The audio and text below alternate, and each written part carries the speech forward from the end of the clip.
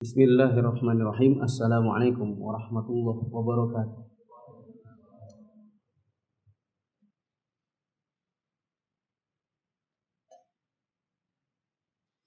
Alhamdulillahi wa kafa wassalatu wassalamu ala rasulillahi mustafa wa ala alihi wa ashabihi wa man tabi'ahum bi ihsanin ila yaumiddin. Hadirin jamaah salat maghrib yang Allah muliakan, pada kesempatan malam hari ini insyaallah kita akan kembali melanjutkan pembahasan buku Hilyah Thalibin Ilmi, dan sekarang masuk di dalam pembahasan yang ke berapa? 64 di halaman 108.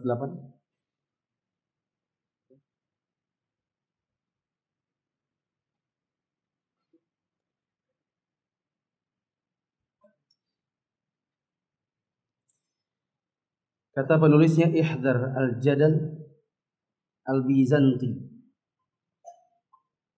waspadai perdebatan ala orang-orang Bizantium.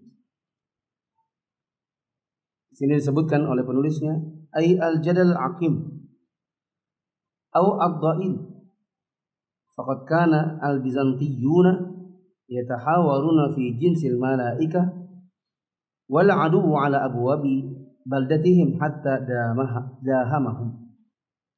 Wahakadha al-jadal ad-da'il yasuddu an sabil. Waspadai perdebatan ala orang Bizantium, yakni perdebatan yang tidak memiliki manfaat. Berdebat dengan orang yang tidak berguna. Maksudnya berdebat dengan perdebatan yang tidak memiliki guna. Konon suatu ketika orang-orang Bizantium di zaman dahulu berdiskusi dengan sesama mereka, satu sama lain, tentang malaikat itu jenis kelaminnya laki-laki atau perempuan.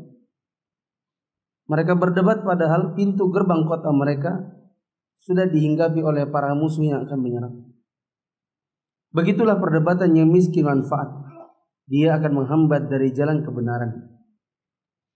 Penulis juga mengatakan, wahadiyus salafi al-kafu an kathratil khisami wal jidali wa anna at-tawassu'a fihi min khillatil wara', kama qala al-Hasan id sami'a qauman yatajadalun haula'i mallu al-ibadata wa khaffa 'alaihim al-qawl wa khalla wara'uhum fatakallamu, rawahu Ahmad fi Zuhd wa Abu Nu'aim fil Hilyah.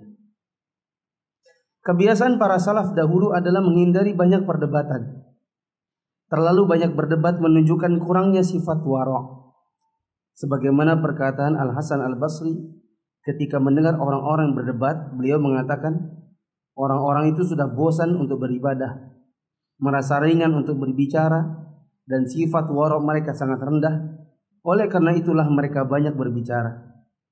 Yang seperti ini riwayatnya dibawakan oleh Imam Ahmad dalam Az-Zuhd dan Abu Nu'aim dalam Al-Hilyah. Kita catat dulu, yang namanya wara' itu adalah sifat kehati-hatian dalam beragama. Jadi kita lewatkan ada perkataan wara'. Siapa itu wara'? Apa itu wara'? Artinya sifat menjaga diri dari hal-hal yang dilarang atau dicela dalam agama. Ada pun yang disebut dengan salaf.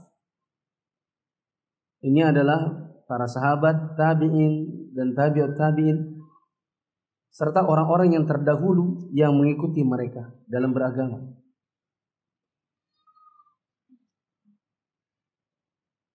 Baik. Saya ringkaskan, teman-teman yang dirahmati Allah, di antara perhiasan seorang penuntut ilmu adalah menjauhi perdebatan yang tidak bermanfaat. Perdebatan yang hanya menghabiskan umur, toh menang tak dikatakan pintar, kalah tidak dikatakan bodoh. Dan perdebatan-perdebatan seperti ini banyak kita hadapi di masa sekarang. Kalau di zaman dahulu, guru-guru kita mungkin sering memberi contoh perdebatan mana yang lebih dahulu, ayam atau telur. Ini perdebatan yang sampai hari kiamat, meskipun ada pemenangnya, maka pemenangnya tidak dikatakan berilmu ketimbang yang kalah. dan nggak ada manfaatnya sama sekali. Menang tak dikatakan pintar, kalah tak dikatakan jahil. Dan setiap dari mereka yang memperdebatkan hal ini pasti memiliki hujjah yang tidak bisa dibantah oleh lawan debat. Pun kalau bisa bantah-bantahnya lagi-lagi nggak ada manfaat. Mana yang duluan, ayam apa telur? Kalau dibilang ayam, maka yang ngomong telur bilang tak ada ayam kalau tidak ada telur. Ya kan? Kalau dikatakan telur duluan, maka yang ayam mengatakan tak pernah ada telur tiba-tiba jadi telur tanpa ayam. Dan dia baru pecah apabila menetas dan keluar anak apabila ada mamanya berupa ayam.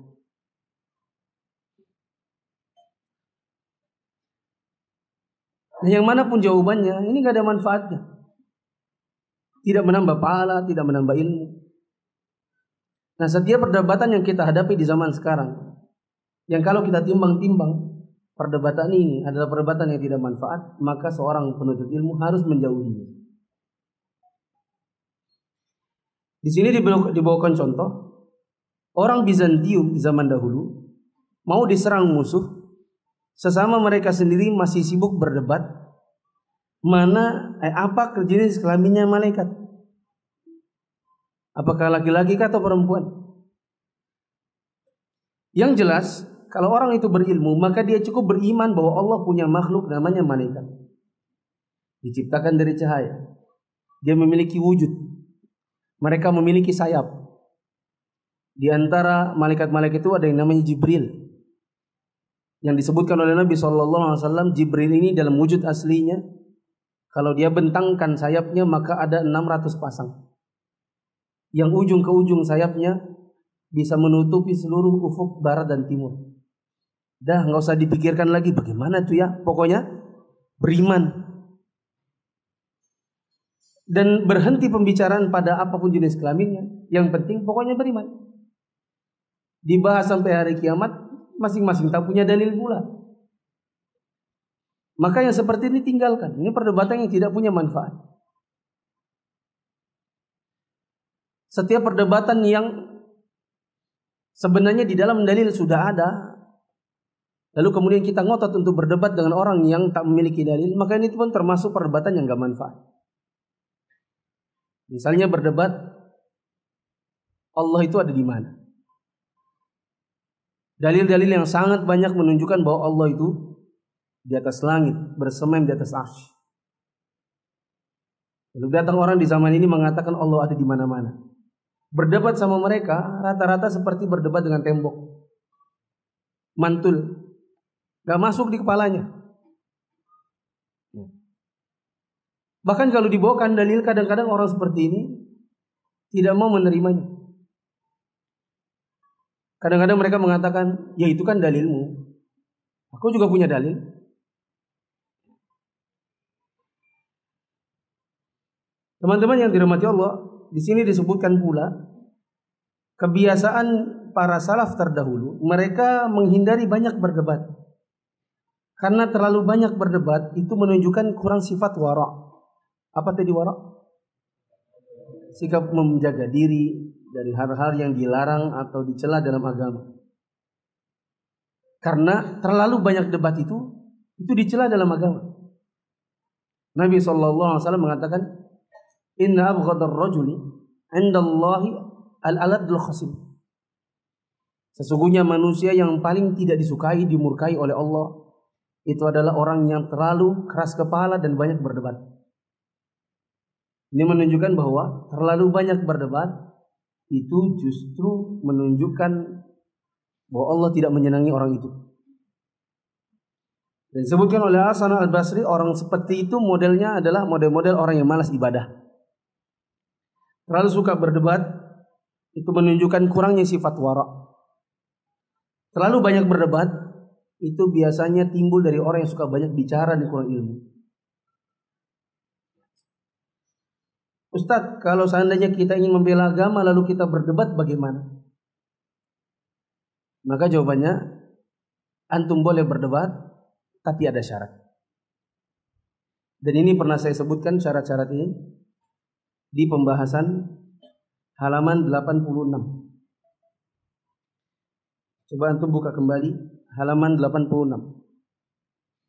Poin ke-40, judulnya diskusi tanpa debat kusir. Seingat saya pernah sebutkan kurang lebih ada 3 sampai 4 syarat kapan antum boleh debat, kapan tidak. Ada catatannya? Ada ya? Dan 3 atau 4 syarat ini sudah saya bawakan dalam video tahun 2015 di Yufit. Zaman masih belum kacamata, masih kurus. Antum bisa lihat lagi. Dan ini materinya bukan saya karang sendiri, tetapi saya ringkas dari kitab Syekh Dr. Ibrahim Ar-Ruhaili yang judulnya Mauqif Ahli Sunnah min Ahlil Ahwa wal Bid'ah, tentang bab hukum berdebat dengan Ahlul Bid'ah. Dalam pelajaran itu saya dapatkan faedah yang banyak, lalu saya ringkas ulang dari Solo ke Jogja. Tim Yufit mengundang bagaimana kalau kita bikin video pendek. Saya teringat ada materi yang sangat bagus di buku beliau, maka dengan ringkasan dari kitab Syekh Ibrahim ini saya buat videonya, jadilah video yang ada di Yufit. Judulnya silakan berdebat dengan syarat. Dan semua syarat-syarat ini sudah saya tuliskan dalam website saya muflisafitra.com. Antum bisa lihat di sana kalau malas nyatat. Kalau yang sudah punya handphone maka nggak usah nyatat, antum cukup buka websitenya, nanti tinggal copy paste jadilah sebuah catatan.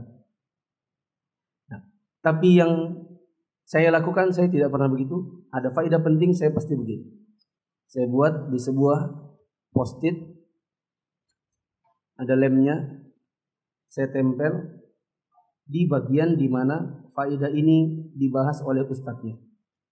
Tujuannya adalah siapa tahu 2 tahun lagi, 3 tahun lagi jadi ustadz. Antum jadi ustadz. Amin. Misalnya diundang ngisi kajian kecil di SMA dulu. Ada anak SMP tadi malam. Ustadz, mau ke Ustadz ngisi kajian di SMP? Saya bilang bukan saya tidak menghargai anak SMP. Tetapi kalau anak SMP, saya kira mungkin saya kasih ke ikhwan-ikhwan yang muda-muda. Saya akan tugaskan mereka untuk mengajar dengan bahan yang sudah mereka belajar dari saya. Karena umur saya pendek, waktu saya sedikit. Untuk ngajar anak SMP, saya bisa wakilkan ke yang lain. Sedangkan untuk ngajar orang dewasa, tak semua orang bisa.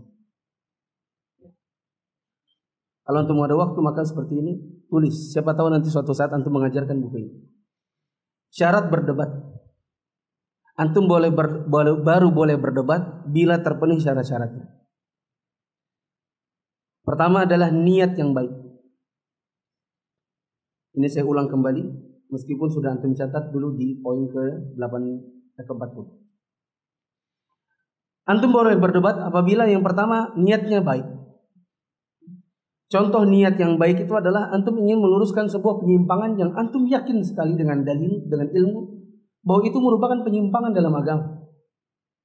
Yang antum mengkhawatirkan akan ada orang yang terpengaruh dengannya. Lalu orang-orang yang awam ikut-ikut tersimpangkan dengannya. Maka ini tidak mengapa. Tapi harus satu syarat. Contoh yang lain misalnya, antum berdebat dalam rangka untuk supaya orang mengetahui kebenaran. Contoh yang lain misalnya dalam rangka tafaqquh. Tafaqquh ini misalnya di sebuah sekolah atau di perkuliahan agama, dosen agamanya membuat sebuah materi, dibentuk 2 kelompok, lalu masing-masing kelompok disuruh berdebat. Tetapi dengan mempersiapkan terlebih dahulu materinya. Misal, mata kuliah muamalah. Ada masalah terbaru, misalnya GoPay. Oh, dosennya dibuat 2 kelompok. Satu kelompok di sini dan yang ini ya, disuruh untuk berdebat, memperdebatkan hukumnya, masing-masing dengan makalahnya. Maka ini dalam rangka tafakuh, maka ini boleh. Contoh yang tidak boleh, misalnya niat berdebatnya adalah karena hobi. Ada sebagian orang yang debat itu merupakan hobinya. Maka kalau dia punya media sosial, tidak luput dari setiap hari, melainkan di dalamnya adalah nyinyiran, sindiran, dan debat. Minim ilmu, tapi hanya sindir menyindir, kemudian perdebatan, komen-komenan. Maka yang seperti ini niat yang tidak baik. Maka bila ada niat seperti ini, maka tinggalkan. Bila antum berdebat hanya dalam rangka menyalurkan hobi. Ya. Yang kedua, contohnya misalnya niat yang jelek itu adalah sengaja debat supaya kelihatan pintar, padahal nggak pintar. Dalam masalah agama sedikit ilmu. Ya. Tetapi kalau di media sosial banyak berkicau yang isinya debat dengan orang, komen dibalas lagi, habis waktu. Sementara komen-komen yang ada semuanya copy paste dari ufit.com. Syarat yang kedua, kalau ingin berdebat, anggaplah syarat pertama betul, sudah, niatnya baik. Maka ada syarat yang kedua, yaitu topiknya adalah topik yang layak diperdebatkan. Antum boleh berdebat apabila pertama niatnya baik, yang kedua topiknya memang topik yang layak diperdebatkan. Misalnya permasalahan muamalah terbaru.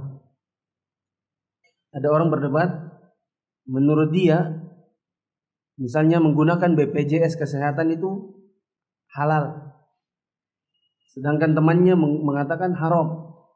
Keduanya berdebat karena memang masalah ini masalah kontemporer yang butuh untuk diteliti. Yang kadang-kadang dalam penelitian masing-masing menghasilkan hukum yang berbeda, kemudian masing-masing pihak memperdebatkannya. Maka ini tidak mengapa. Topiknya topik yang layak diperdebatkan. Artinya kalau seandainya topiknya adalah topik yang tidak layak diperdebatkan, maka tidak boleh antum berdebat, meskipun niatnya baik. Saya sudah sebutkan contohnya tadi, berdebat mana yang duluan, kambing atau telur? Kambing atau telur? Ayam apa telur? Ini termasuk diantara topik yang tidak layak diperdebatkan. Maka kalau di sekolah misalnya, ini teman-teman yang SMA misalnya, disuruh latihan berdebat, ya, apakah pelajaran bahasa Indonesia atau pelajaran bahasa Inggris?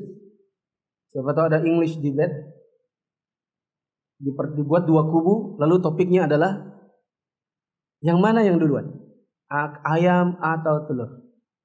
Maka katakan, Pak, saya mundur dari perdebatan ini karena ini topik yang gak ada manfaat. Ya. Cari yang lain, Pak, topiknya. Ya.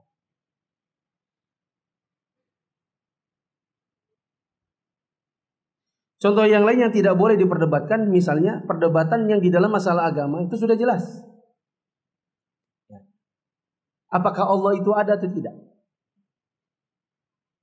Apakah Allah itu ada atau tidak? Maka katakan, saya meyakini Allah itu ada tanpa debat.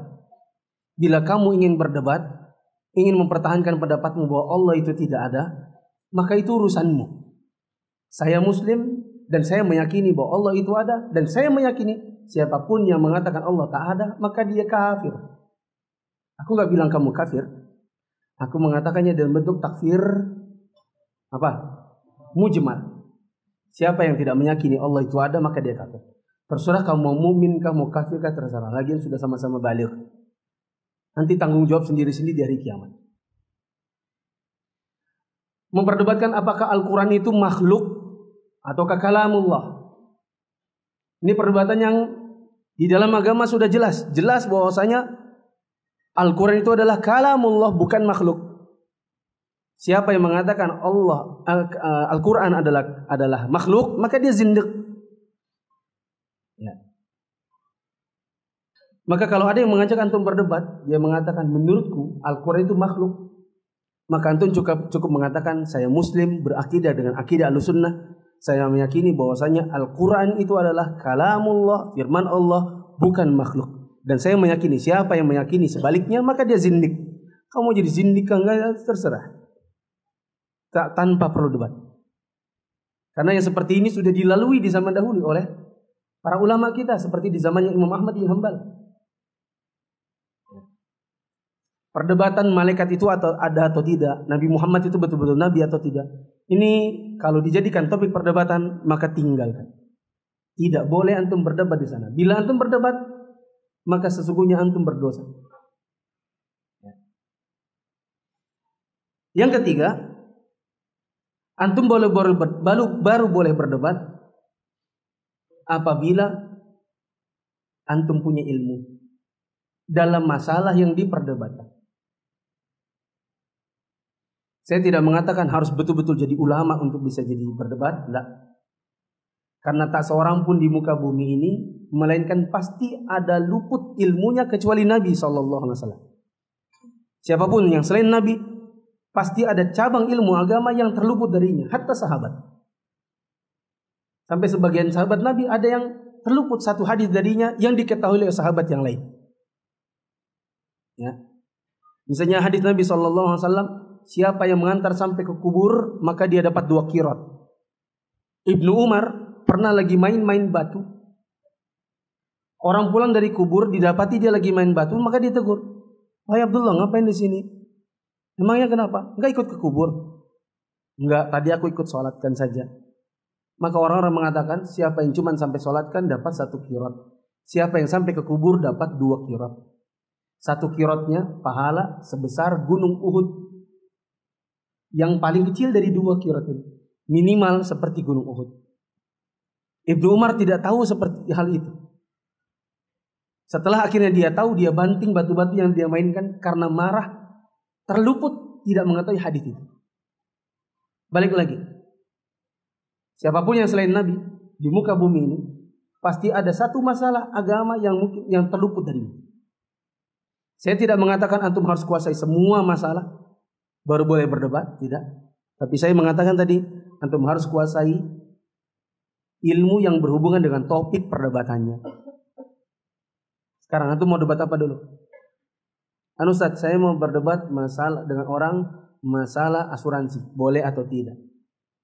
Maka saya tanya dulu, antum sudah tahu bab qard? Belum. Antum sudah tahu bab bai'? Belum. Bab riba? Sudah ikut daurahnya? Sudah bisa membuat tabel-tabelnya? Belum. Kalau begitu tinggalkan perdebatan itu.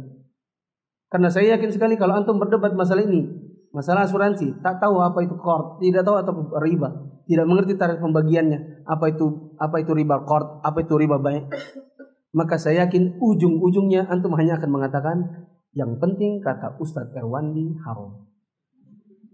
Itu nanti ujung. Dan itu tidak ilmiah. Antum hanya akan berdebat yang ujungnya hanyalah menukil kesimpulan orang yang kalau ditanya mereka dalilnya apa dengan kesimpulan itu mungkin antum juga tidak tahu. Jadi antum harus menguasai ilmu yang antum perdebatkan. Antum masalah tadi. Oh, saya mau berdebat masalah perminyakan. Antum kuliahnya apa? Teknik perminyakan. Oh, silakan. Itu bidang antum. Saya mau berdebat masalah nasi kuning mana yang enak, sini apa sana?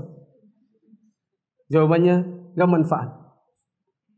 Karena meskipun yang sono lebih enak, antum dikasih yang situ gratis pasti mau juga. Gak manfaat. Yang keempat, syaratnya adalah yang antum ajak debat bersedia menerima kebenaran. Yang antum ajak debat bersedia menerima kebenaran. Artinya sudah ada perjanjian misalnya sebelum berdebat. Oke, kita berdebat, tapi bila salah satu dari kita tidak memiliki dalil, maka dia siap untuk menerima pendapat lawannya. Bagaimana? Kalau ini tidak disepakati, maka nggak usah berdebat. Buat apa? Berdebat dengan orang yang tidak mau menerima kebenaran. Karena berdebat dengan orang yang tidak mau menerima kebenaran, tidak siap akan hal itu, hanya mempertahankan pendapat pribadi tanpa dalil, hanya ingin mempertahankan hawa nafsunya, maka yang seperti hanya buang waktu saja. Selain buang waktu, nanti saya yakin sekali yang kelihatan kalah justru antumnya. Makanya Imam Syafi'i mengatakan, saya tidak pernah menang berdebat lawan orang-orang jahil. Karena saya berdebat dengan orang jahil, saya pakai dalil, mereka pakai hawa nafsunya. Mereka pakai akalnya. Dan saya lebih senang jadi seperti kayu gaharu. Mending diam saja dalam keadaan dibakar, tapi asap yang dikeluarkan jadi wangi. Artinya, menurut Imam Syafi'i, berdebat dengan orang yang tidak akan menerima kebenaran dan antum yakin akan hal itu, ini adalah kegiatan buang-buang waktu. Maka bila ingin berdebat dengan seseorang, yakinkan bahwa dia tipikal yang mau menerima kebenaran. Bila sudah jelas datang dalil pada dirinya. Bila tidak, maka tinggalkan.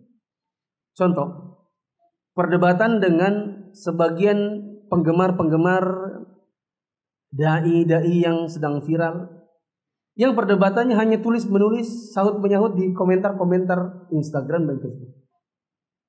Bagi saya itu buang-buang waktu. Karena nggak akan ketemu. Yang namanya penggemar, apapun yang dikatakan ustadznya ngikut. Dan kalau ada kritikan dari ustadz yang lain, maka sakit hati.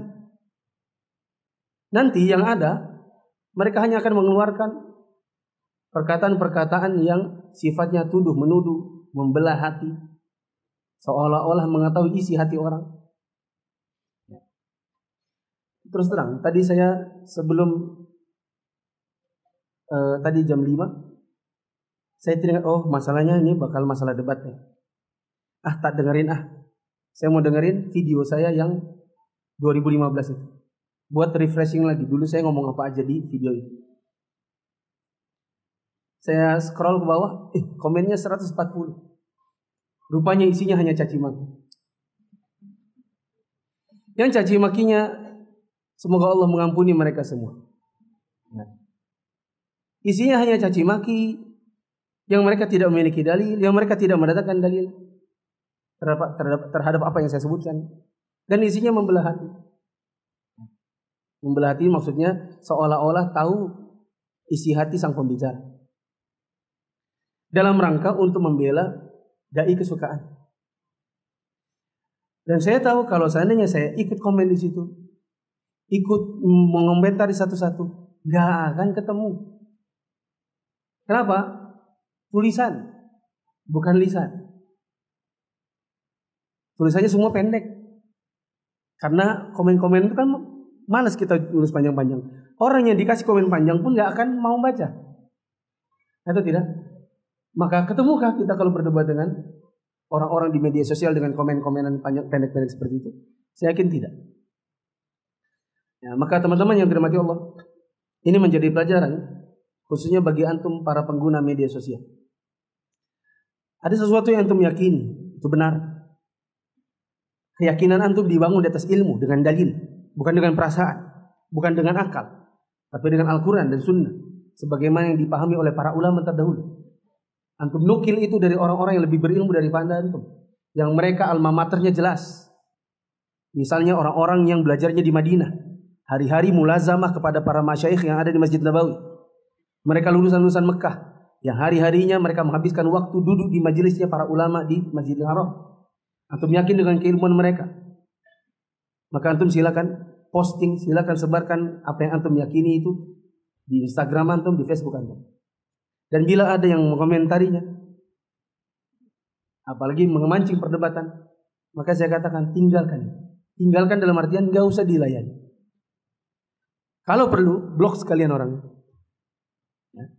Blok sekalian, jadi tidak mengundang perdebatan apapun. Saya pernah posting di bulan puasa tentang hukum ceramah menggunakan video. Dengan judul yang baik, saya dapati di komennya banyak perdebatan. Perdebatannya diantaranya, mana fatwa tulisannya, mana anu, ditagih.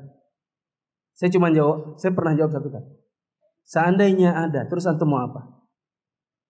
Karena saya tahu diberikan pun nggak akan mengubah pendapat mereka.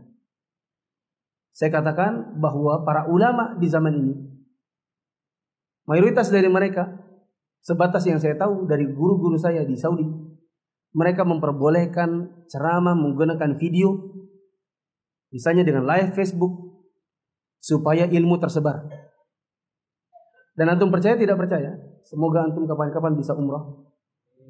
Antum lihat di sebagian, bahkan banyak majelis-majelis di Masjidil Haram, ini syekh depannya kamera.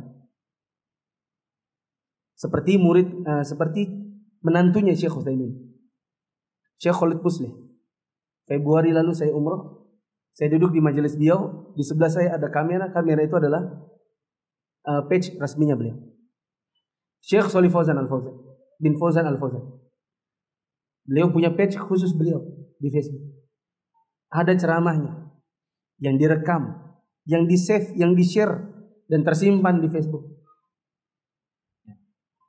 Ini yang saya yakin. Lalu sebagian orang ada yang mengatakan haram hukumnya. Maka saya katakan banyak fatwa para ulama. Lalu diminta mana fatwa-fatwa mereka. Saya bukan mengarang, karena saya belajar langsung di hadapan mereka. Seandainya pun tidak ada tulisan tertulis, saya dengar dengan telinga saya dan saya tidak dusta bahwa mereka memperbolehkannya. Sekarang saya tanya kembali, kalau seandainya ada, saya bisa datangkan. Terus kalian mau apa? Kebanyakan dari mereka tidak mau mendengar karena memang tidak suka dengan dakwah yang dibawa. Maka saya pertinggalkan perdebatan-perdebatan seperti itu, ya. Kemudian dibiarkan saja. Yang penting kita berikan ilmu, orang mau terima, alhamdulillah.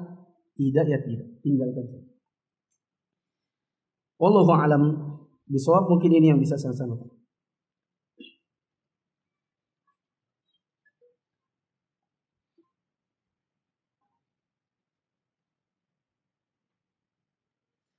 Oh ya, di video saya yang 2015 itu, saya ingat saya beri contoh di antara perdebatan yang tidak memberi manfaat adalah perdebatan orang-orang di warung kopi tentang siapa yang pantas jadi presiden.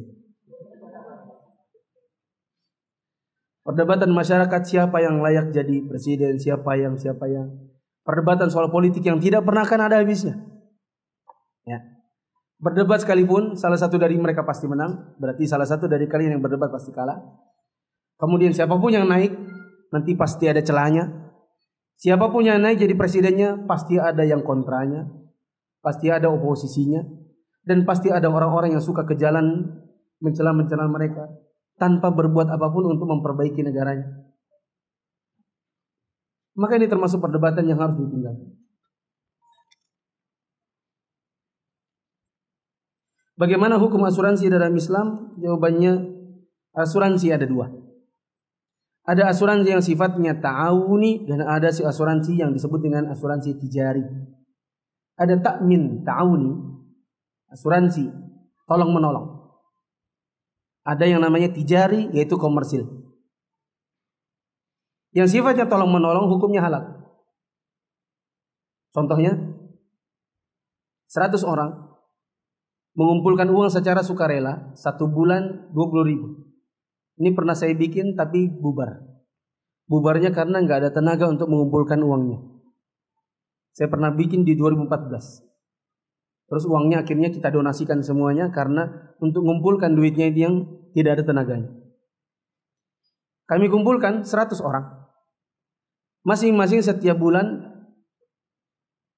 memberikan donasi sekitar 20.000. Lebih juga boleh. Ditampung di sebuah rekening. Kemudian uang ini dipergunakan untuk membantu siapapun dari mereka yang 100 ini yang sakit. Kalau seandainya ada yang sakit, kasih duitnya. Tentu tidak semuanya. Sebatas persentase atau proporsi yang dibutuhkannya. Ya. Sisanya disimpan. Kalau seandainya dari mereka ada yang mau menarik kembali karena dia juga butuh, maka dikasih kembali uangnya, tetapi tentunya dipotong dengan uang yang sudah diberikan kepada yang disantuni. Contoh, 100 orang masing-masing 20.000. Terkumpullah setelah sekian lama, anggaplah 2 juta. Ada orang lagi sakit, diberikan dia bantuan obat 500.000. Sisanya berapa? 1.500.000. Ada di antara yang 100 orang ini yang butuh duit. Ya, maka 1.500.000 yang tersisa, kalau dibagi 100 berarti sisa berapa? 15.000 ya? Dikit banget ya.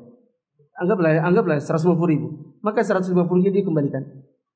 Kalau dia tanya, aku kan sudah nyetor 200.000, kok cuma 100.000? Iya, karena yang 50.000 sudah kita buat santunan. Ini duitnya dikembalikan. Paham ini? Ada yang mau dia dikembalikan. Gak butuh 10 tahun, gak butuh 5 tahun. Kapanpun dia mau ambil, ambil. Karena namanya juga tolong menolong. Dan yang menampung rekening ini adalah orang yang tidak bermaksud untuk mengambil keuntungan dari duitnya. Kalaupun seandainya ada orang yang dibayar untuk pencatatan dan pengumpulan, maka dia dibayar sebatas uang gaji tetap. Ada yang disebut dengan asuransi konvensional atau asuransi komersil. Sekian banyak orang dikumpulkan dananya. Ada yang sakit, bantu. Nggak sakit, buat kami. Kita kelola dulu. Mau ambil, tunggu 10 tahun lagi. Kurang dari 10 tahun, kasih 20%-nya aja. Ya, lalu kemudian diputar-putar, yang sifatnya nanti berubah jadi court, lalu kemudian dikembalikan dengan ada pengembangannya, maka jadilah dia riba. Dan kadang-kadang saya tidak menuduh semuanya, tapi saya katakan rata-rata kalau apa tuh agennya ya, apa sih agennya mesti cuman ngasih tahu yang baik-baiknya aja. Ikut pak, asuransi pak, nanti anu loh pak, nanti kalau sakit dibantu anu loh pak, nanti kalau mau beli tabrakan nanti anu loh pak, diganti anunya pak. Oh ya kaya bayar. Giliran setelah 2 tahun bayar sudah habis 20 juta, pas mau diminta, maaf pak 10 tahun lagi baru boleh diambil. Saya butuh sekarang, nggak bisa 10 tahun lagi. Kalau bapak mau ambil sekarang berarti hanya 20%-nya, sisanya hangus. Nah, diberitahu hanya yang enak-enaknya, tapi tidak diberitahukan yang buruk. Asuransi konvensional hukumnya haram. Karena dia judi iya, riba iya, zalim iya.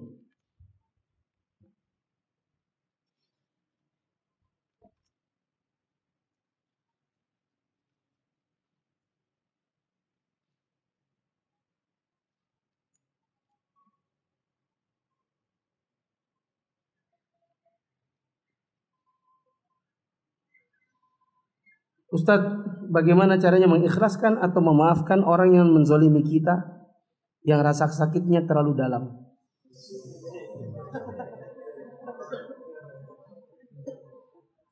Saya katakan sampai terlalu dalam, itu karena antumnya mungkin pendendam. Karena Allah saja maha pemaaf. Kenapa hambanya tidak? Kalau seandainya ada rasa sakit yang betul-betul rasa antum kayaknya nggak bisa dimaafkan, saya katakan baiknya tidak usah banyak lagi berhubungan dengan orangnya. Bukan dalam rangka untuk memutuskan silaturahim. Kalau ketemu, salam, assalamualaikum warahmatullahi wabarakatuh, dan lupakan yang dulu. Tapi nggak usah cari-cari lagi kesempatan untuk bisa kontak lagi. Bila memang terlalu dalam. Tapi sedalam apa sih? Contoh misalnya, ada seorang akhwat, ternyata suaminya direbut oleh akhwat lain. Dalam gak itu? Banget. Hancur dunia rasanya. Apalagi kalau ternyata akhwat ini adalah teman akrabnya.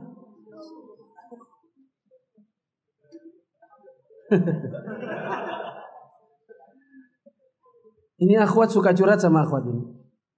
Curhat. Lama-lama yang dicurhati penasaran siapa si suaminya. Di parkiran kajian atau di parkiran daurah suka ngelirik-ngelirik, rupanya ganteng juga. Mulailah dia cari, ketemu, oh akhirnya dapat nomor HP-nya. Jadi pura-pura salah nomor, maaf salah kirim foto. Akhirnya berhubungan. Kira-kira si istri yang tadi curhat itu kira-kira sakit hati enggak? sakitnya tuh di mana-mana. Nah, masalahnya adalah dia pengen ngaji. Cuman akhwat yang merebut suaminya ini ngajinya di tempat yang sama. Bagaimana? Sama-sama di BDI. Suaminya yang itu misalnya. Maka yang seperti ini saya katakan ya susah juga sih. Ya kalau tidak ada kesempatan untuk tidak usah berhubungan, tidak usah berhubung. Tapi jangan dendam. Bagaimanapun suami Anda sudah menjadi suaminya juga. Ini contoh ya, bukan kejadian yang sebenarnya. Meskipun saya tahu ada di Balikpapan. Jadi gimana? Ya sudah, Anda duduk di sana, dia duduk di sana. Kalau doro antum cepat-cepat duduk di depan. Kalau pulang matanya nunduk-nunduk aja. Gak usah lihat mana dia. Malah sakit-sakit hati kalau lihat mukanya. Itu enggak? Apalagi kalau misalnya masuk ke kamar mandi masjid, lagi kebelet pas yang keluar dia. Mending pulang. Mending nahan kebelet daripada bekasnya.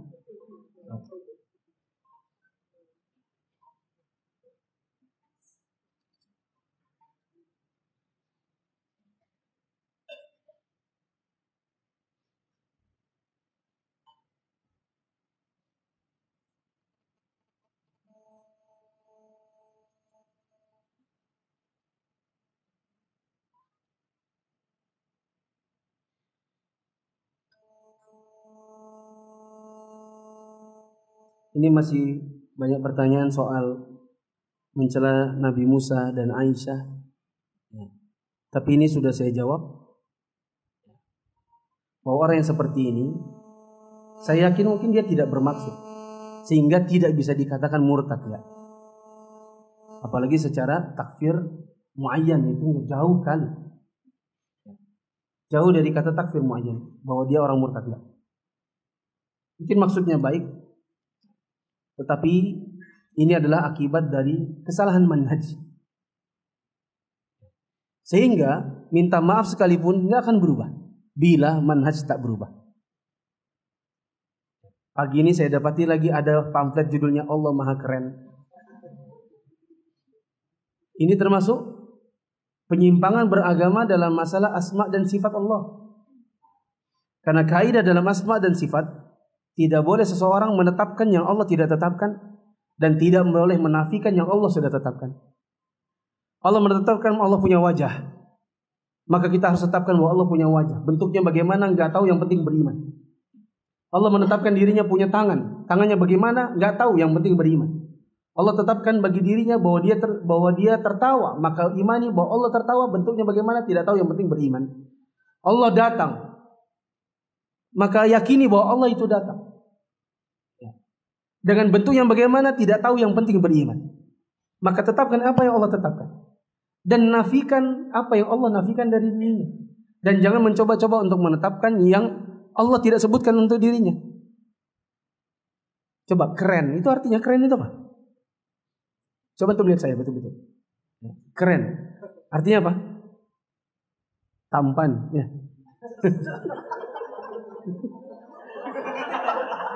Tampan. Parlente, rapi, bisa padu padan yang bagus, itu kan keren. Ya, modis. Coba Allah Maha Keren. Jadi bagaimana? Allah Maha Tampan, Allah Maha Modis, Allah Maha Parlente, begitu? Allah so sweet. Ya, Allah Maha Sweet. Sweet itu artinya romantis. Jadi Allah itu Maha romantis. Menetapkan sesuatu yang tidak pernah ditetapkan oleh Allah dan Rasulnya untuk sifat Allah. Kalau seandainya kita buka betul-betul, ini kita katakan boleh secara luas, siapapun bisa membuatnya, maka jadilah nanti ada sifat Allah Maha Gokil. Apa itu gokil? Gokil, apa ya gokil itu? Caranya unik gitu. Gokil, gayanya itu unik. Ya. Allah Maha out of the box. Ya. Nanti kalau seandainya mau ada jomblo sama jomblowati galau, nanti bilang sudah tenang, Allah itu Muhammad comblang. Begitu? Kita tetapkan sesuatu yang Allah tidak pernah menyebutkan untuk dirinya. Jadilah itu adalah kebid'ahan dalam asma dan sifat Allah. Dan ini termasuk penyimpangan dalam beragama. Bila seandainya nanti keluar lagi minta maaf salah diksi. Saya katakan Anda tak akan pernah berubah sebelum manhaj Anda berubah. Karena penyimpangan seperti ini tidaklah lahir kecuali dari memang manhaj yang menyimpang. Pola pikir yang memang menyimpang. Ya. Saya pernah mendengar ada yang mengatakan, yang mungkin antum sudah paham apa yang saya maksud. Berdalil dengan firman Allah, "Wa ma arsalna mir rasulin illa bi lisani qaumihi yubayyana lahum." Di surat Ibrahim. Tidaklah Allah mengirimkan atau mengutus seorang rasul melainkan dengan lisan kaumnya untuk menjelaskan kepada mereka. Lalu kemudian lisan kaumnya bagaimana? Nah, karena saya adalah segmen dakwahnya anak-anak muda, berarti saya gunakanlah istilah-istilah yang anak-anak muda. Jadilah so sweet. Allah melike. Nanti kita di follow malaikat. Nanti kita Allah maha keren dan lain-lain. Ya. Saya katakan, Anda bisa berdakwah dengan lisan kaum Anda. Misalnya, antum adalah orang Jawa. Antum pulang kampung, di sana rata-rata orang Jawa. Antum bisa menggunakan lisannya kaum antum, yaitu berdakwah dengan bahasa Jawa. Antum orang Bugis, pulang ke Makassar, berdakwahlah di sana misalnya dengan bahasa Indonesia yang dicampur-campur dengan Bugis. Maka ini lisan kaum antum. Kalau hanya tujuannya untuk supaya sesuai dengan ayat ini, maka saya katakan, ingat Allah berfirman, liyubayyina lahum. Supaya itu bisa menjadi terang benderang bagi mereka. Antum tidak harus menggunakan istilah yang aneh-aneh hanya untuk bisa menerangkan kepada mereka. Antum bisa gunakan bahasa Indonesia yang baik dan benar, bisa diterangkan kepada mereka. Cuman kan tujuannya bukan supaya terang, tapi supaya diikuti. Inilah manhaj yang sifat dakwahnya adalah ingin memperbanyak kuantitas meskipun kualitas kurang. Allah. Apakah kita harus menghindari diskusi? Ada kalanya diskusi menjadi perdebatan karena saling adu ide. Jawabannya antum sudah saya beri kaidah tadi. Ada 4 syarat kalau antum harus berdebat, harus terpenuhi.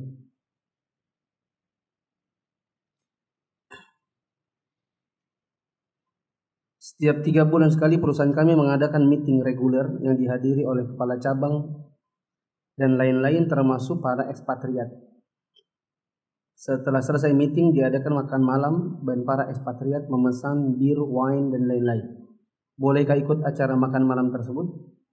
Jawabannya, bila antum tahu mereka meminum khamr, maka imma antum ingkari, imma antum pergi. Kalaupun antum mau ambil makan, ambil kemudian pindah ke tempat yang lain yang antum tidak melihat para ekspatriat itu minum khamr. Karena berada di tempat kemungkaran, tidak mengingkarinya, diam di situ, makanya termasuk apa? Setan bisu. Benarkah ada larangan melaksanakan sholat asar? Benarkah ada larangan melaksanakan sholat antara asar hingga maghrib? Jika benar, iya benar. Nabi SAW mengatakan, la sholata ba'dal asri hatta taghrub asy-syams. Tidak ada sholat lagi setelah selesai sholat asar hingga matahari terbenam, yakni hingga waktu maghrib.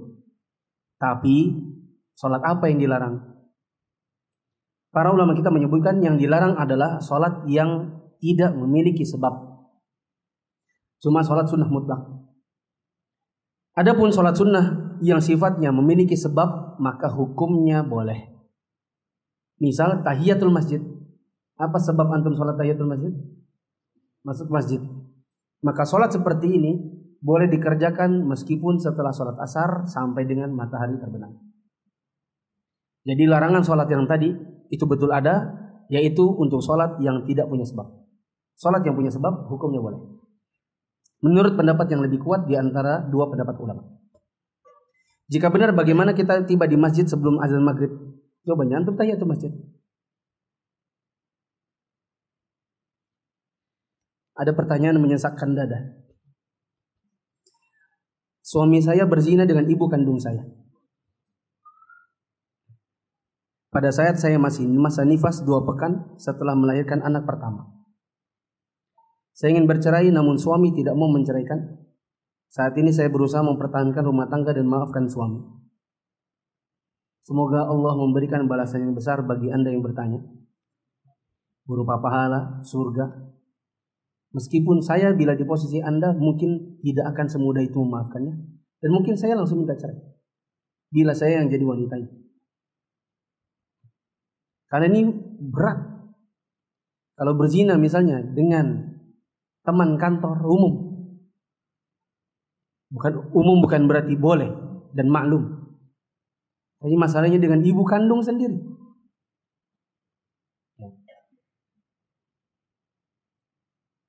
Apa yang harus saya lakukan? Apakah kami harus menikah ulang? Jawabannya tidak menikah ulang. Bila belum ada cerai, dan kalaupun ada cerai masih dalam masa iddah. Tetapi yang harus dilakukan, apakah maafkan atau tidak? Bila saya di posisi Anda, ini berat untuk saya maaf. Tapi kalau mau dimaafkan, semoga Allah berikan pahala yang besar. Dan ini bukan masalah yang mudah. Karena kebesaran hati Anda saya doakan banyak-banyak. Semoga Allah memberikan rezeki kepada Anda. Semoga Allah memberikan surga. Dan inilah sebaik-baik balasan. Semoga Allah memberikan suami Anda betul-betul taubat dengan sebenar-benarnya. Semoga kalian berdua diberkahi dalam hidup kalian. Semoga Allah berikan kepada kalian kesempatan untuk bisa pergi ke tanah suci. Semoga Allah berikan kalian anak yang saleh dan salihah. Dan semoga Allah menerima taubat suami Anda dan ibu kandung Anda.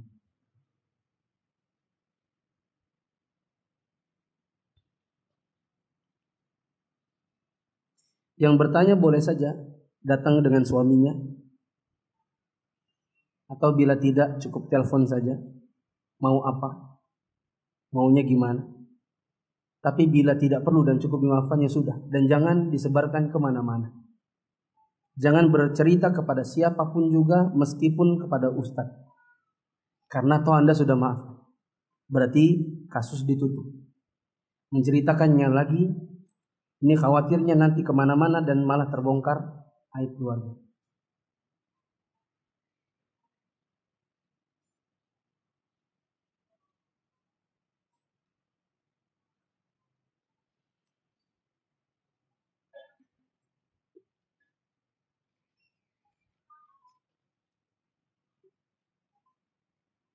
Terakhir, mana yang lebih baik, kurban dengan 1 ekor kambing atau ikut urunan sapi? Yang benar adalah wallahu alam, untuk kurban yang lebih sunnah, yang lebih besar pahalanya adalah 1 ekor kambing ketimbang urunan sapi. Di antara alasannya adalah karena itulah kurbannya Nabi SAW. Meskipun urunan sapi itu termasuk kurbannya para sahabat. Dan semoga Allah berikan kepada kita kesempatan untuk sebelum Idul Adha nanti bisa membahas masalah kurban. Bila pun tidak, antum bisa lihat di YouTube, ada banyak rekaman-rekaman masalah ini. Termasuk rekaman saya dulu sekitar 2 tahun lalu bersama Ustadz Nuzul Zikri di masjid ini pula. Subhanakallahumma wa bihamdika asyhadu an la ilaha illa anta astaghfiruka wa atubu ilaik. Wassalamualaikum warahmatullahi wabarakatuh.